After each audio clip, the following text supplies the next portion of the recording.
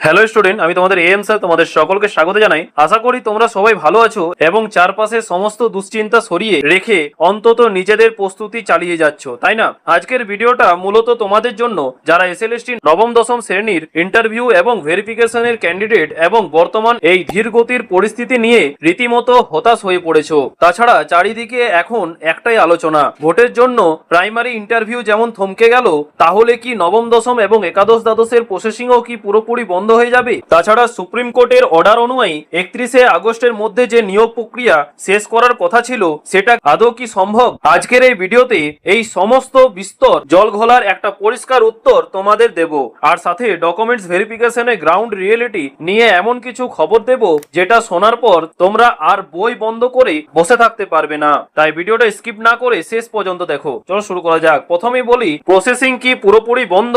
এর সোজা উত্তর হলো যে না, একদমই না। এটা ঠিক যে ভোটের জন্য কাজের গতি কিছুটা ধীর হবে, কিন্তু কাজ থেমে থাকবে না। তোমরা জানো যে কিছুদিন আগেই খবর এসেছিল যে নির্বাচন কমিশন এসএসসির 35 জন কর্মীকে ভোটের ডিউটিতে নিয়েছে। এটা নিয়ে এসএসসি নিজেও কিন্তু একটা উদ্বেগ প্রকাশ করেছিল। আমরা অনেকেই ভেবেছিলাম যে ব্যাস এবার সব বন্ধ, তাই না? কিন্তু কালকের অফিসিয়াল আপডেট অনুযায়ী একটা বিরাট পজিটিভ খবর তোমাদের দিই। ওই 35 জন কর্মীর মধ্যে 26 জনকে কিন্তু ভোটের কাজ থেকে অব্যাহতি দেওয়া হয়েছে। এর মানেটা বুঝতে পারছো তো? এটা একটা বিরাট বড় গ্রিন সিগন্যাল। কমিশন বা কোর্ট কেউই কিন্তু চাইছে না যে এই প্রসেসটা আর একদিনও অকারণে ডিলে হোক, ঠিক আছে? তাই এসএসসি কিন্তু তাদের লোকবল ফেরত পাচ্ছে এবং ব্যাক এন্ডে কাজ গড়গড়িয়ে চলছে। এবার চলে আসি সেই বিষয়গুলোতে যেগুলো নিয়ে তোমাদের মনে সব সময় একটা ভয় কাজ করে। যে অনেকেই আমাকে কমেন্ট করেছে যে দাদা, ওই 10 নম্বরে যে একাডেমিক বা ইন্টারভিউ এর ওয়েটেজের জট, সেটার কি হলো? আর তাছাড়া এক্সপায়ারি প্যানেল নিয়ে যে জল ঘোলা হলো, সেটার কি কোনো সমাধান হলো? বা ইডব্লিউএস বা এনসিটি নিয়ম কানুন নিয়ে আবার নতুন করে কোনো কেস হবে না তো? দেখো, তোমাদের একটা কথা খুব প্র্যাকটিক্যালি জায়গা থেকে বলি। আগের বারের এক্সপায়ারি প্যানেল থেকে নিয়োগ নিয়ে যে বিশাল বড় ধাক্কাটা এসএসসি খেয়েছে, তারপর থেকে এসএসসি এখন খুব চিন্তার মধ্যে কিন্তু রয়েছে। কেননা 10 নম্বরের ডিস্ট্রিবিউশন বলো, ঠিক আছে, বা ইডব্লিউএস এর রোস্টার মেনটেন করা, এসএসসি এখন অত্যন্ত সতর্কভাবে এনসিটি এর লেটেস্ট গাইডলাইন অক্ষরে অক্ষরে মেনে কাজ করছে, যাতে ভবিষ্যতে কেউ আবার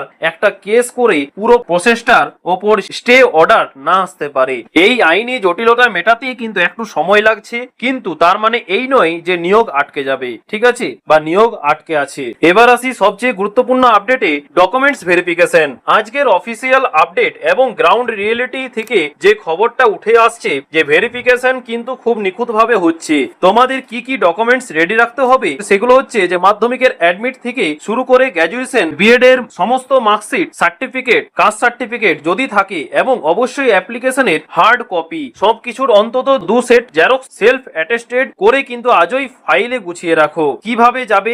একদম পেপার ফর্মাল ড্রেসে, ঠিক আছে, আর পরিপাটি হয়ে যাবে, ঠিক আছে। তাছাড়া মনে রাখবে যে ভেরিফিকেশনের দিন থেকেই তোমার ইন্টারভিউ এর মানসিক প্রস্তুতি শুরু হয়ে যাচ্ছে। কোনো ডকুমেন্টে যদি ছোটখাটো ভুল থাকে, যেমন নামের বানান বা সাল, ঠিক আছে, তো ঘাবড়ানোর কিছু নেই। ফার্স্ট ক্লাস কিন্তু ম্যাজিস্ট্রেটের একটা অ্যাফিডেভিট সাথে নিয়ে যাবে, ঠিক আছে, একদম কনফিডেন্সের সাথে কিন্তু যাবে। আর তাছাড়া আগের ভিডিওতেও কিন্তু আমরা অনেকেই কিন্তু যেসব প্রবলেম ছিল তার সলিউশন কিন্তু অলরেডি বলা হয়ে গিয়েছে। এবং তোমারও যদি কিছু প্রবলেম থাকে তো অবশ্যই কিন্তু কমেন্ট বক্সে জানাতে ভুলবে না। আমি সবার কমেন্ট পড়বো এবং অ্যান্সার দেওয়ার চেষ্টা করি, ঠিক আছে। তাই একটু নার্ভাস হবে না, ঠিক আছে। ওখানে যারা বসে আছেন তারাও কিন্তু মানুষ, তারাও তোমাকে কিন্তু সাহায্য করার জন্যই কিন্তু বসে আছেন, বাদ দেওয়ার জন্য নয়। তাই বুকে বল রাখো, ঠিক আছে। আমি রিটেন ক্লিয়ার করেছি নিজের যোগ্যতায়, ঠিক আছে। তাই ভেরিফিকেশনও কিন্তু হাসি মুখ পার করব, সেটা নিয়ে কিন্তু তুমি প্রস্তুত হবে, ঠিক আছে। এবার চলে আসি যে কথাটা বলবো সেটাও খুব মন দিয়ে শোনো। এই যে নির্বাচন কমিশনের লোক নেওয়ার ভয়টা কেটে গেল, প্রসেসিং চলছে,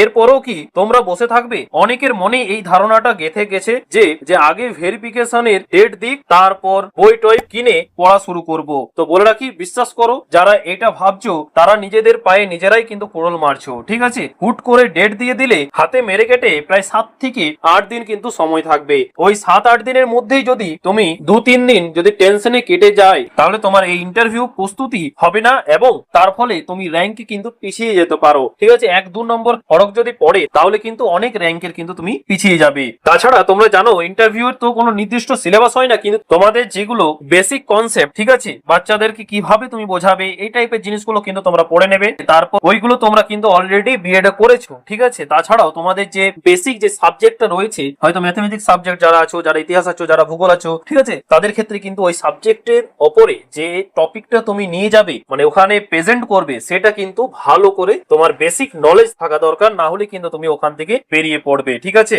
এই কারণেই যে টপিকটা নিয়ে তুমি ডেমো দেবে, সেই টপিকটা কিন্তু স্ট্রং ভাবে তৈরি করবে। যেমন আমি ধরে নিচ্ছি একটা ম্যাথমেটিক্স সাবজেক্টের ক্ষেত্রে তুমি হয়তো প্রবাবিলিটি ভালো করে গেলে, তো প্রবাবিলিটি ভালো করে তুমি রিপ্রেজেন্ট করলে, ওখানে হয়তো ম্যাট্রিক্স করে গেলে তুমি ম্যাট্রিক্সের বিভিন্ন প্রকার ম্যাট্রিক্সের তোমরা এক্সাম্পল দেবে, ঠিক আছে, সেই ম্যাট্রিক্স কিভাবে সলভ করে, তার ক প্রকারে, ঠিক আছে, এবং কেন ম্যাট্রিক্সের রিয়েল লাইফের ইউজ কোথায়, ঠিক আছে, সেইগুলো কিন্তু তোমরা ভালো করে প্রেজেন্ট করতে পারলে কিন্তু দেখবে ঠিকঠাক হয়ে যাবে। তাছাড়া ডিটারমিনেন্ট আছে, এই টাইপের অনেক কিছু পার্ট ওয়াইজ আছে, ঠিক আছে। ম্যাট্রিক্সটা ভালো করে নিয়ে গেলে তোমরা দেখবে অনেকটাই তোমরা কিন্তু পার করে দেবে, যারা ম্যাথমেটিক্স সাবজেক্টের কিন্তু যারা আছো রয়েছো। তাই এই ভেরিফিকেশনের জন্য যে মুখস্থ করে যাব সবগুলো, সেগুলো কিন্তু হবে না, একটু রিয়েল লাইফ এক্সাম্পলও কিন্তু দেওয়ার চেষ্টা করবে, যাতে ওনারা বসে আছেন, ঠিক আছে, তারাও কিন্তু তোমার এই প্রেজেন্টেশনটা দেখে অবশ্যই কিন্তু তারা সন্তুষ্ট হয়, ঠিক আছে, মানে স্যাটিসফাই হয়, সেই হিসাবে কিন্তু তোমাকে করে নিয়ে যেতে হবে এবং ইন্টারভিউর জন্য প্রিপারেশন নিতে হবে, ঠিক আছে। তাই তোমাদের প্রিপারেশন চালিয়ে যাও। আজকে এই ছিল আপডেট। তোমাদের মনে যদি কিছু প্রশ্ন থাকে তো অবশ্যই কিন্তু কমেন্ট বক্সে জানাতে ভুলবে না, ঠিক আছে।